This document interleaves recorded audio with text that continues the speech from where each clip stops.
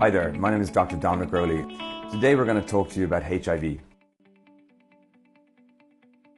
HIV is caused by a virus called HIV. This stands for Human Immunodeficiency Virus. This virus is a virus that attacks your immune system, namely your T cells.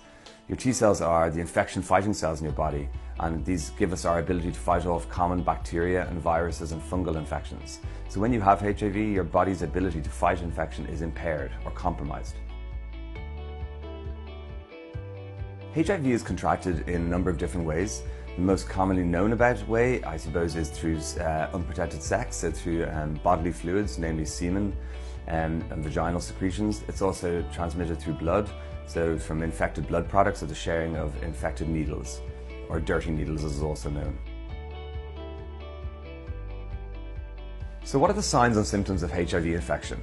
Well, no two people are the same, but the vast majority of people will develop what we call a seroconversion illness, or a classic flu-like illness, about 2 to 6 weeks after you come in contact with the virus.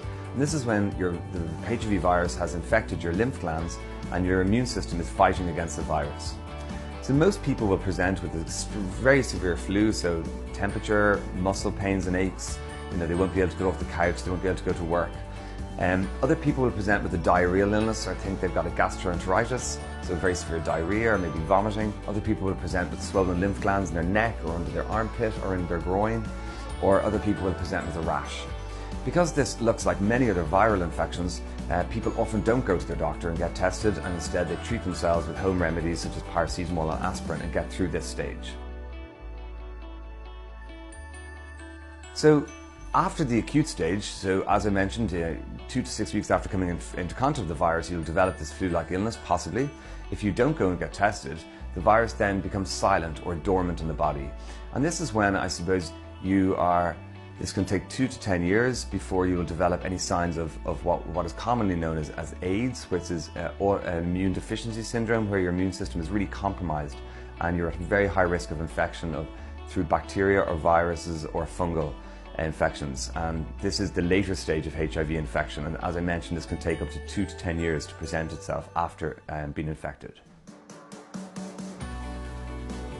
So patients often ask me, or people often ask me, so who's at risk of HIV infection and who should get tested? Well, the first thing I would say is everybody should get tested. We all should get tested when we're leaving a relationship or starting a new relationship, or if we think we've had a high risk encounter. By that I mean, of course, an unprotected sexual encounter. However, there are certain groups that are higher risk of HIV infection. Those would include men who have sex with men, and people who share needles or intravenous drug users, or indeed people who would share needles for steroid use. And they would be classed as slightly higher risk patients for contracting HIV.